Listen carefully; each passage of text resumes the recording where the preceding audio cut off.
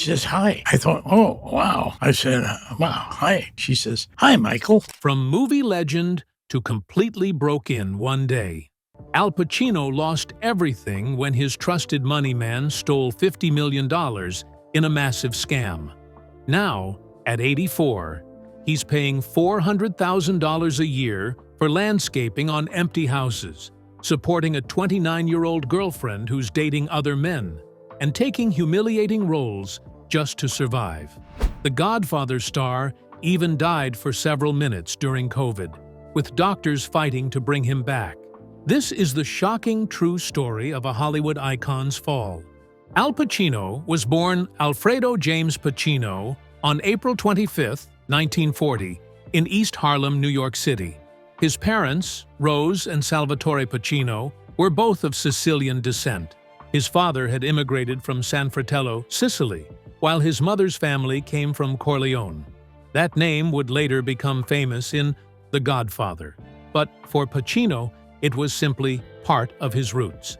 When he was just 2, his parents separated. His father moved to California to work as a salesman, leaving Pacino and his mother to start over in the South Bronx. Life was hard. His mother moved them into her parents' home, where he was raised by his grandparents, Kate and James Girardi.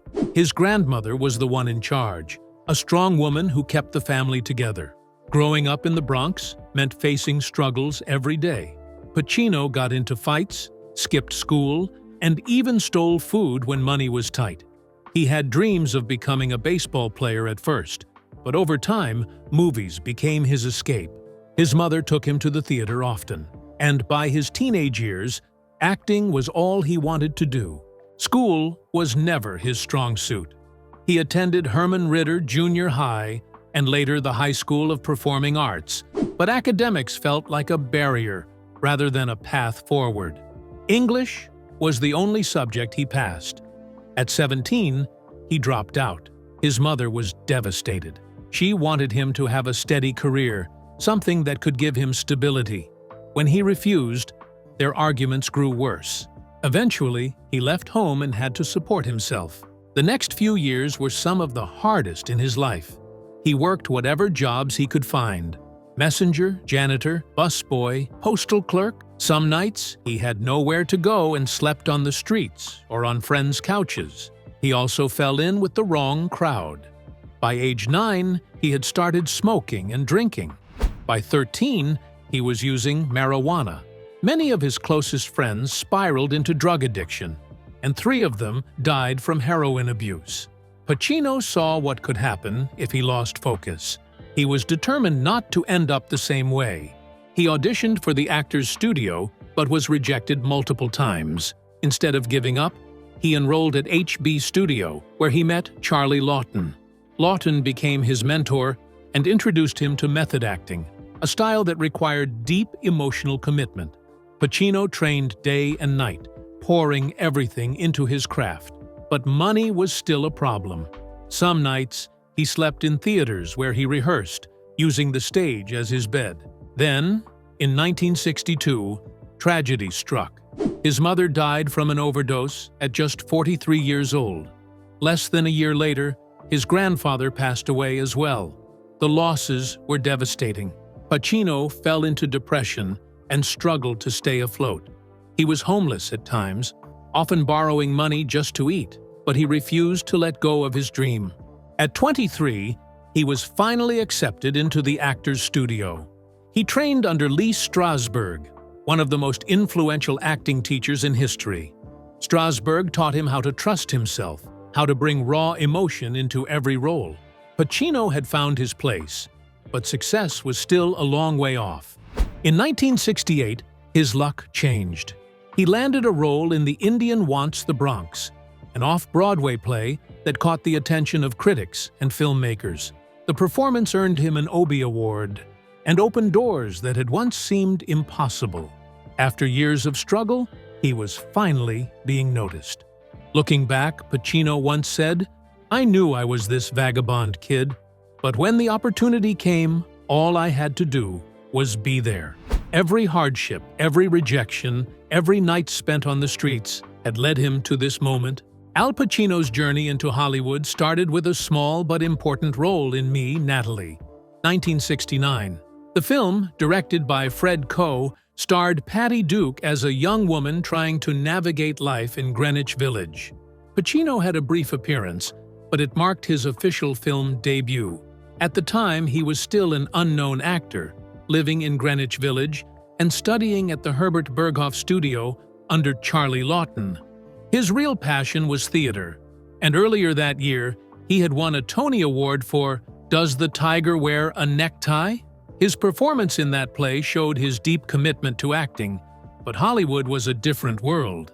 Me, Natalie was not a blockbuster, but it made $1.9 million in box office rentals in the US and Canada. More importantly, it gave Pacino his first experience in front of a film camera. It was a small step, but it mattered. 2 years later, in 1971, he landed his first leading role in The Panic in Needle Park. This was a much bigger challenge. Directed by Jerry Schatzberg, the film was a dark and unflinching look at heroin addiction in New York City. Pacino played Bobby, a small-time hustler whose life spirals out of control, along with his girlfriend, Helen, played by Kitty Wynn. The script was written by Joan Didion and John Gregory Dunn, based on a novel by James Mills. It didn't sugarcoat anything. It showed the harsh realities of drug addiction with brutal honesty. Pacino brought raw intensity to Bobby, making him both charismatic and deeply troubled. Critics praised his performance, calling it one of the most authentic portrayals of addiction ever seen on screen. The film wasn't a commercial success, but it became a cult classic. Kitty Wynn won Best Actress at Cannes, but Pacino's performance was the one that truly stood out. It caught the attention of a director who would change his life forever, Francis Ford Coppola. Coppola was in the middle of casting The Godfather, 1972. Paramount wanted a well-known actor for the role of Michael Corleone. They considered Jack Nicholson and Robert Redford, but Coppola saw something in Pacino that no one else did. The studio pushed for James Caan, arguing that Pacino was too short and not famous enough. Coppola refused to back down. He believed Pacino had the quiet intensity needed for Michael's transformation from a reluctant outsider to a ruthless mafia boss.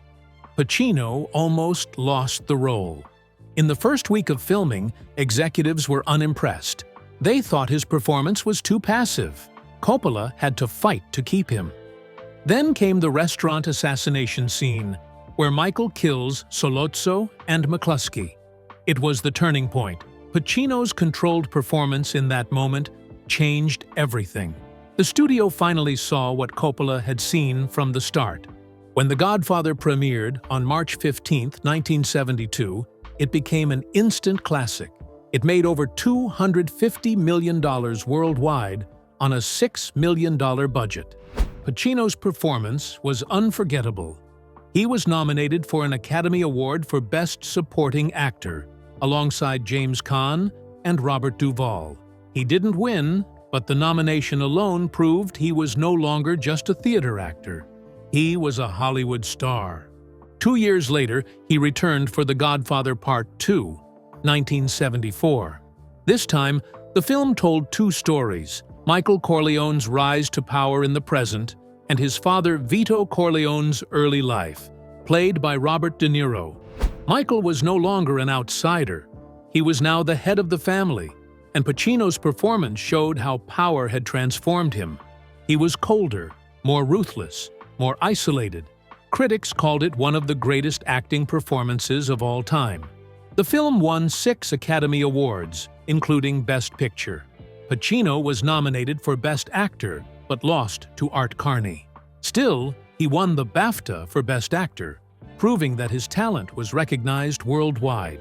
Between the two Godfather films, Pacino also starred in Serpico, 1973, directed by Sidney Lumet. It was based on the true story of NYPD officer Frank Serpico, who exposed corruption within the force. The role allowed Pacino to show a different side of his acting. He wasn't playing a gangster or a criminal. He was playing a man fighting against a corrupt system. His performance was explosive. The frustration and anger he showed on screen felt real because he had completely immersed himself in the role. He earned another Oscar nomination for Best Actor. Then came Dog Day Afternoon, 1975, another Sidney Lumet film. This time, Pacino played Sonny Wartzik, a desperate man who robs a bank to pay for his partner's gender-affirming surgery. The story was based on real events, and Pacino brought energy and emotion to the role. One of the most famous moments in the film happened when he stepped outside the bank and started shouting, "Attica!" at the police, referencing the 1971 Attica prison riots. That scene was completely improvised. The film was another critical and commercial success, earning Pacino yet another Oscar nomination. Al Pacino was at the top of Hollywood in the early 1970s. The Godfather, Serpico, and Dog Day Afternoon made him one of the most respected actors in the industry. But by the late 1970s, things started to fall apart. His first major stumble came with Bobby Deerfield in 1977. It was a romantic drama directed by Sidney Pollack, meant to showcase a different side of Pacino. Instead, it turned into one of his biggest failures. Audiences found it slow and unengaging. Some even booed at screenings. Critics were just as harsh. One review dismissed it as dreck that should have gone straight to video, which was especially brutal considering home video didn't even exist yet. His struggles continued with Cruising in 1980. Directed by William Friedkin, the film followed an undercover detective searching for a serial killer in New York's underground gay leather scene. From the start, it faced massive backlash. Activists protested during filming, blasting air horns, using mirrors to ruin shots, and making so much noise that much of the dialogue had to be re-recorded. When the movie hit theaters, the controversy only grew. Many saw it as exploitative. The story's open-ended conclusion frustrated audiences. Critics dismissed it as confusing and unfocused. Years later, in his 2024 memoir Sonny Boy, Pacino admitted he regretted doing the film and refused to promote it. His career was in trouble, but in 1983, he made one of the biggest comebacks in film history. Scarface was violent, excessive, and unlike anything he had ever done before. The role of Tony Montana was a huge risk. Sidney Lumet was originally set to direct, but left over creative differences. Oliver Stone wrote the screenplay while struggling with cocaine addiction, which added to the film's raw intensity. When it was released, critics weren't impressed. Many saw it as over-the-top and too violent. But the audience response was different. People connected with Tony Montana's rise and fall. The film made $66 million worldwide against a $25 million budget. Over time, it became a cultural phenomenon. The line, "Say hello to my little friend," became legendary. Hip-hop artists embraced the film, and its influence spread far beyond Hollywood.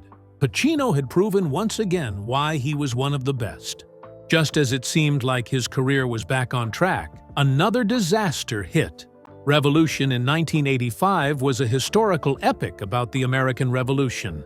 It cost $28 million to make, but earned only $358,574.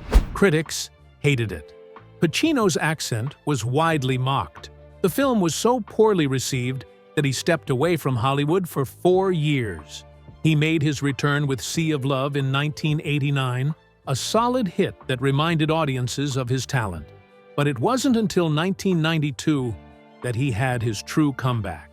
Scent of a Woman changed everything.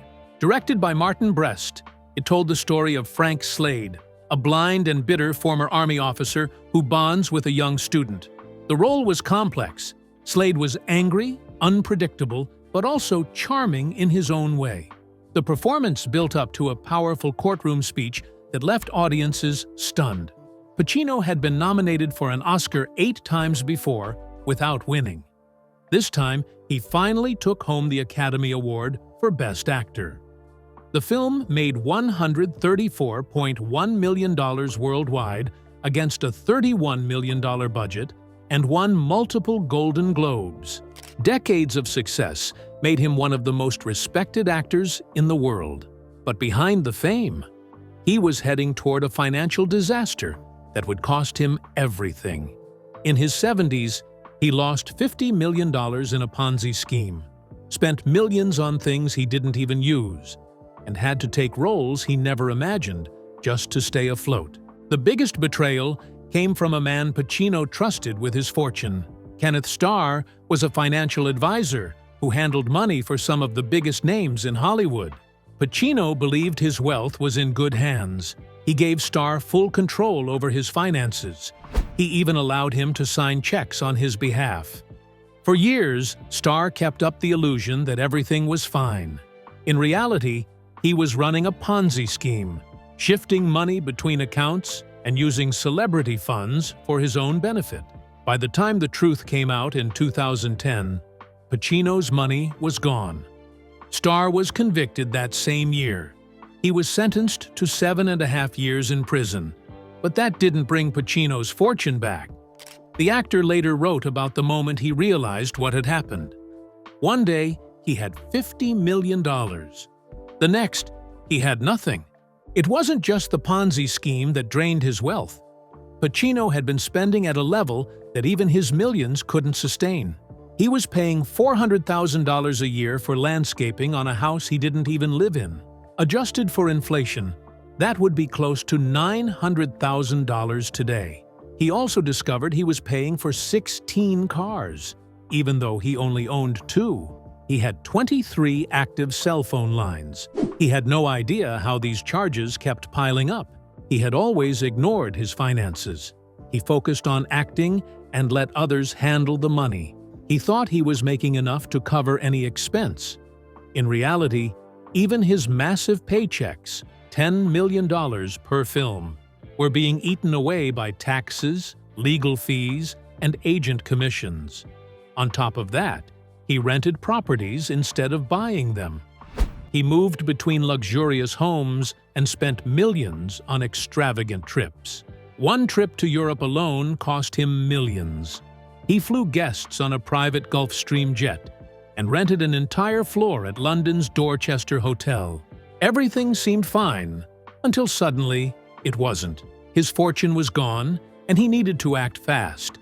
That's when fans saw him in a role that left them stunned. In 2011, he appeared in Jack and Jill, a comedy starring Adam Sandler. The film was a commercial hit, making $149 million worldwide, but critics tore it apart. It holds a 3% rating on Rotten Tomatoes. Pacino's performance, where he played an over-the-top version of himself, earned him 2 Razzie Awards for Worst Supporting Actor and Worst Screen Couple. Fans wondered why he took the role. The answer was simple. He was broke. He needed money, and Jack and Jill was a quick way to get it. The film reportedly paid him $5 million. It was a lifeline. It didn't restore his fortune, but it helped him stay afloat. Despite the criticism, the film led to more opportunities. Brands approached him for commercials. Studios offered him new roles. Slowly, he started rebuilding his finances. Looking back, he admitted Jack and Jill wasn't his proudest moment, but he had no regrets. He even said Adam Sandler was great to work with. Al Pacino has never been married, but he is the father of 4 children from 3 different relationships. His eldest, Julie Marie, was born on October 16, 1989. Her mother, acting coach Jan Tarrant, had a brief relationship with Pacino before they parted ways. More than a decade later, in 2001, Pacino became a father again when his twins, Anton James and Olivia Rose, were born. Their mother, actress Beverly D'Angelo, was with Pacino for 6 years from 1997 to 2003. Then, in 2023, something unexpected happened. At the age of 83, Pacino welcomed his 4th child. His girlfriend, film producer Noor Al-Fala, gave birth to their son, Roman, on June 15th. 2023. Alfallah is 54 years younger than Pacino. Their relationship began in April 2022 and quickly became a topic of discussion. Over the years, Pacino had been linked to several famous women, including his Godfather co-star Diane Keaton. Their relationship lasted on and off for years before ending after The Godfather Part 3. Keaton once said she was deeply in love with Pacino and called him the most entertaining man. Later, Pacino spent a decade with Argentine actress Lucila Polak. Before that, he had relationships with Tuesday Weld and Marta Keller, among others. Despite these romances, Pacino never saw marriage as something that fit his life. He once said it simply didn't feel right for him. But fatherhood was different. He always took pride in being a father, though balancing it with his career wasn't easy. In his memoir, Sonny Boy, he admitted he hadn't always given his twins the attention they deserved while they were growing up. Al Pacino has lived through moments that feel like scenes from one of his movies.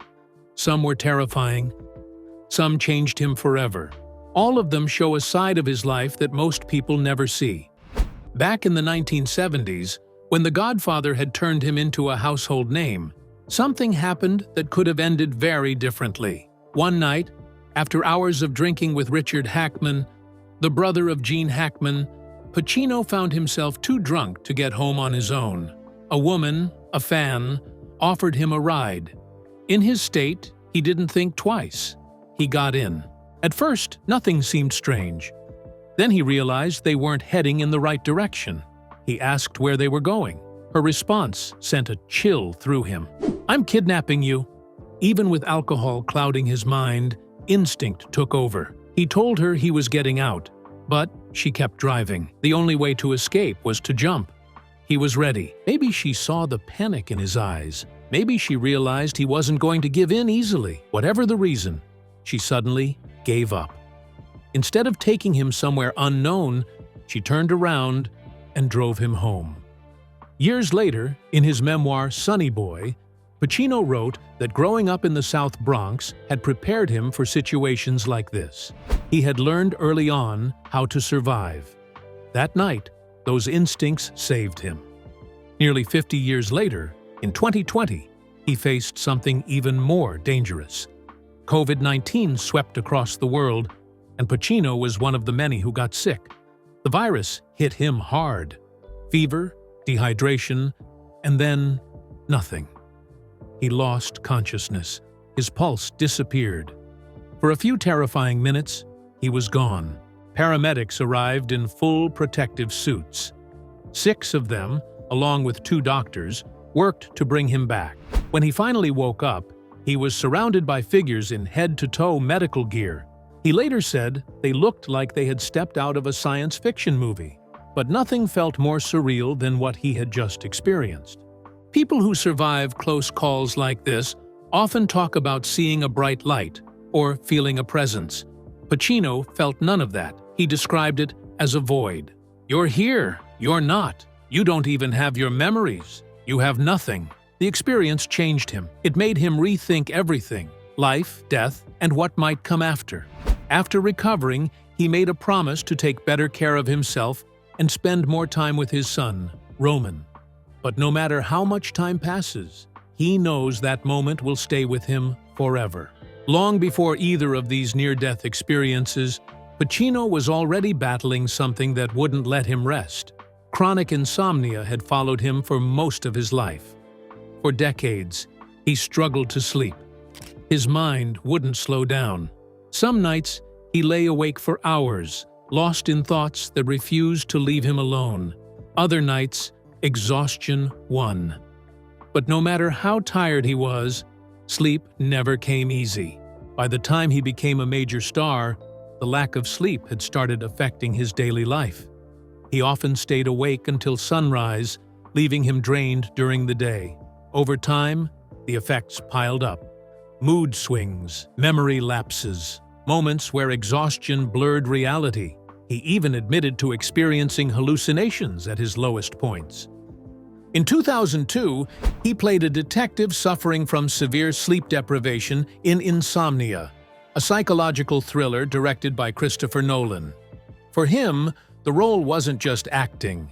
He knew exactly what it felt like to lie awake for nights on end, feeling his mind slip away. Money problems only made things worse. At one point, a corrupt accountant cost him millions. The financial stress added a new layer to his sleepless nights. Even when he found ways to cope, the battle never really ended. Insomnia was something he had learned to live with, but it remained one of the hardest struggles of his life, an invisible fight that no one could see. Al Pacino has spent decades as one of Hollywood's most respected actors. But with fame comes scrutiny, and some of his career choices and personal relationships have sparked controversy. One of the most talked about moments of his career came in 1980 when he starred in Cruising, a thriller that quickly became a lightning rod for protests. Directed by William Friedkin, the film followed Pacino as an undercover detective infiltrating the gay club scene in New York City to catch a serial killer. On paper, it had the makings of a gripping crime drama. In reality, it set off a firestorm. LGBTQ+ activists feared it would spread harmful stereotypes, and they didn't wait for its release to make their voices heard. Protests erupted during production, with demonstrators showing up at filming locations almost daily. They chanted, waved signs, and disrupted takes with loud noises to make it clear they weren't going to let this movie paint their community in a negative light. When Cruising hit theaters, the backlash was just as intense. Critics called it exploitative. Audiences were divided, and many saw it as sensationalizing the LGBTQ+ community rather than representing them. Even Pacino later admitted he regretted doing the film. In his memoir, Sonny Boy, he revealed that he donated his entire paycheck from the movie to charity, anonymously, after seeing how it turned out. He had wanted to challenge himself as an actor, but instead, he found himself at the center of a controversy that never quite faded. Years later, Pacino's personal life became the focus of another heated discussion. His relationship with Noor Al-Fallah, a woman 54 years younger than him, raised eyebrows from the start. They had a son together, Roman Al-Fallah Pacino, in June 2023. But by October 2024, their romantic relationship was over. That didn't mean she was out of his life. In fact, she remained deeply connected to him, and not just because of their child. Al-Fallah had a history of dating older, wealthy men, including Mick Jagger and Clint Eastwood, which led to speculation about her motives. Friends of Pacino worried she might be using him for financial gain. Their concerns weren't entirely unfounded. Court records showed that Pacino was ordered to pay $30,000 a month in child support, along with an upfront payment of $110,000 and additional expenses like $13,000 for a night nurse. On top of that, he had to contribute $15,000 annually to an education fund for their son. Even after the breakup, Al-Fallah continued living a lavish lifestyle, seemingly funded by Pacino. Meanwhile, she was spotted dating other high-profile men, including comedian Bill Maher. This reportedly left Pacino feeling betrayed, but it didn't change his financial support for her. Friends described him as hopelessly enamored and speculated that he might even leave her a significant portion of his fortune. To some, this looked like a case of love clouding judgment. Others saw it as a cautionary tale about power imbalances in relationships. Regardless of where the truth lies, Pacino's devotion to Al-Fallah, despite the warnings and speculation, kept people talking. Whether he was being taken advantage of or simply choosing to support the mother of his child, one thing was clear. Even at this stage of his life, Al Pacino was still making headlines.